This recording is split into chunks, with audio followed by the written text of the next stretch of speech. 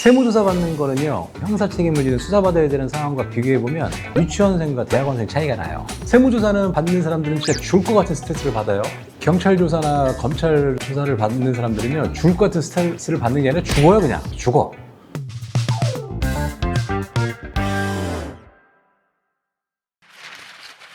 안녕하세요.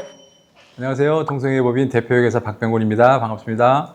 안녕하세요. 동성회계법인 간판세무사 유상현입니다.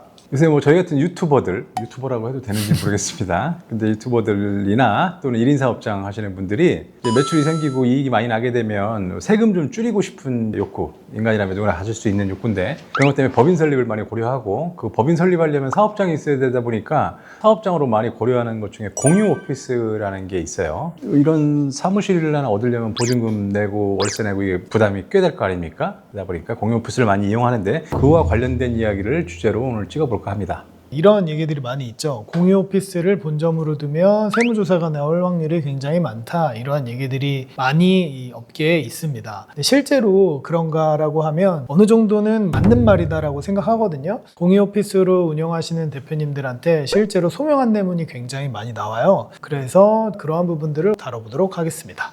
아니, 내가 내 돈 내고 내가 공유 오피스를 얻든 일반 사무실을 얻든 내 마음이지 왜 세무서가 공유 오피스를 타겟 삼아가지고 조사를 하려고 하느냐, 이런 얘기잖아요. 근데 이유가 있죠. 창업 중소기업 세액 감면 이런 걸 노리고 실제로는 사업도 하지 않는데 공유 오피스 하나 얻어가고 형식만 갖추는 사례들을 적발하기 위함입니다. 그 이유가 세법에서 창업중소기업 세액 감면을 할 때 굉장히 파워풀하거든요. 예를 들어서 수도권 밖에 청년이 창업을 하는 경우에는 100% 감면을 해주고 있습니다. 그렇다는 건 내가 매년 내야 될 세금이 실제로 한 5천만 원이었다라고 하면 5년 동안 감면을 받는다라고 하면 2억 5천을 세이브할 수 있는 거죠. 이러한 파워풀한 점 때문에 공유 오피스를 통해서 수도권 밖에다가 본점을 두고 실제로는 사업을 수원, 서울에서 하기 때문에 이러한 부분을 잡기 위해서 세무조사가 나온다라고 생각해 주시면 될 것 같습니다.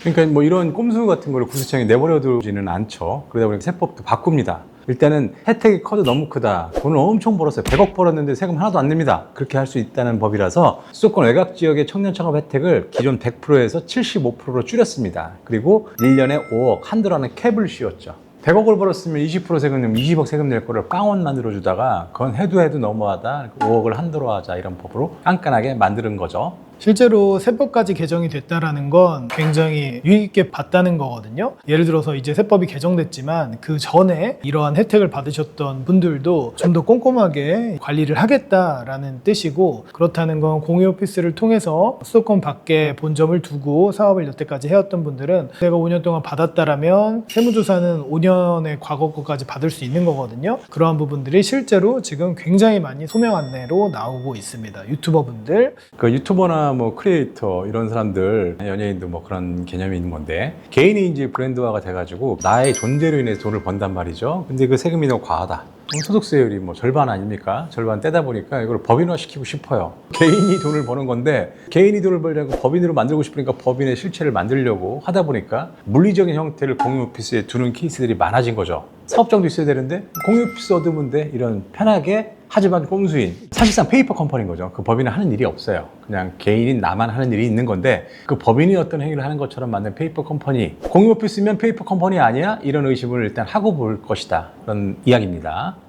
실제로 공유 오피스로 세무조사가 나오면 바라보는 포인트들이 있을 건데, 4가지 포인트를 설명드려 보겠습니다. 첫 번째는 사실상 그 법인은 하는 게 없는데 법인이 있는 것처럼 만들려다 보니까 사업장이 필요했고, 쓰지도 않을 건데 비용 많이 투자할 수는 없으니까 공유 오피스를 싸게 계약했단 말이에요. 그러고 나서 또 바락바락 주장합니다. 나 여기서 사업했다고, 여기서 기획하고 준비하고 다 했다고, 이런 식으로 준비하는 건데, 그러면 그 사업장에 실제로 왔다 갔다 하는 출입 기록 같은 것들이 현실에 남습니다. 진실은 손바닥으로 하늘을 못 가려요. 거기서 음식을 배달시켜 먹을 수도 있고, 거기에 있는 뭐 비품 같은 것들을 사용한 흔적들이 남을 건데, 그런 것들을 공유 오피스로 세무 공무원이 직접 가서 확인하면 바로 드러나요. 1년 내내 한 번도 안 왔다 갔어요. 근데 무슨 사업장이냐, 이렇게 해버리면 할 말이 없고, 그 주소지로 우편물 수령했는데 찾아가지도 않고 이만큼 쌓여 있어요. 그러면 위장 사업장인 거 맞죠? 위장 사업장이 맞으면은 감면받은 거 다 토해내고 자산세까지 더블로, 묻고 더블로 가는 거죠. 그걸 이해하시기 바랍니다. 두 번째는 유튜버분들 뿐만 아니라 많은 세무조사에서 나오는 거죠. 가공인건비입니다. 실제로 회사에서 일을 했는지, 출입은 한 건지, 어떤 업무를 했는지 이런 것들이 굉장히 중요할 텐데 이런 것들 하나도 없이 가족이나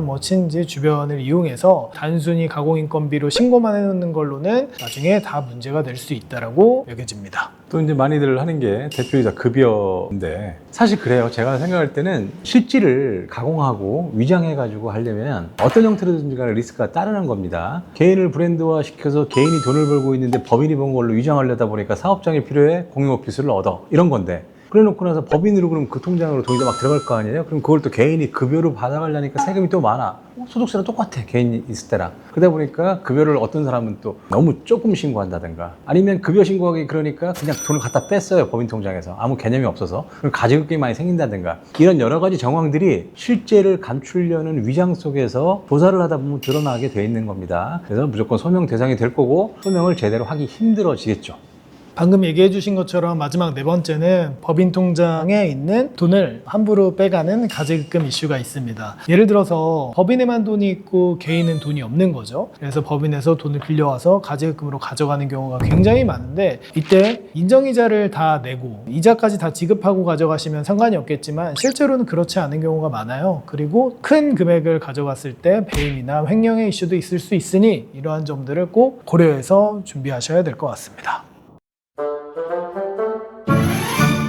공유 오피스가 어느 게 됐든 그 위장 사업장으로 보이는 의심이 있어서 소명 요구를 받든 그런 소명을 제대로 못하면 그 다음 절차는 뭐냐? 조사를 받죠. 그럼 세무사에서 조사 통보서가 날라오죠. 그런 상황에서 꼭 체크해야 될 점들을 좀 설명드려 보겠습니다. 일단 첫째는 혼자 대응하는 건 불가능하다고 생각합니다. 물론 회사의 상황을 제일 잘 알고 있는 건 대표님들일 수 있겠지만 조사를 나오는 조사관님들, 반장님들과의 대응을 해야 될 때 기장하고 계시는 세무사님이 될 수도 있고 세무조사를 전문으로 하는 세무사가 될 수도 있고 이런 게 될 수 있을 건데 조사에 대한 대응을 대리인에게 맡겨서 대응하시는 게 맞을 것 같습니다. 흔히 조사랑 수사 이런 거는요. 그 생물과도 같다 그래가지고 어디로 튈지 모릅니다. 아름답게 마무리될 수도 있지만 정말 최악의 상황, 파국으로 갈 수도 있는 게 조사인 것 같아요.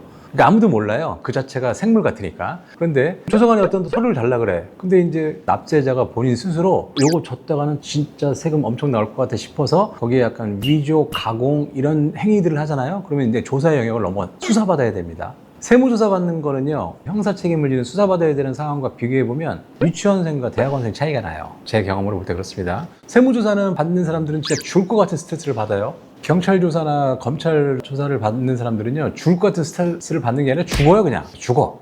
제가 볼 때 평균 내 보면 세무조사보다 훨씬 무섭습니다. 근데 그럼 세무조사 받았을 때 공무원에게 대응하는 거를 자기가 어떤 자료의 가공을 취한다? 그럼 수사의 영역으로 가는 그런 상황이니까. 그러면 이제 또 세무공무원들은 세무조사하다가 그런 위법행위, 즉 형사적인 행위가 있으면 검찰에 고발해야 되는 권리이자 의무가 있습니다. 이거 제출했다가 잘못되겠네 싶어서 내가 뭔가를 위조하는 순간 더 위험하다. 이렇게 좀 이해하셨으면 좋겠습니다.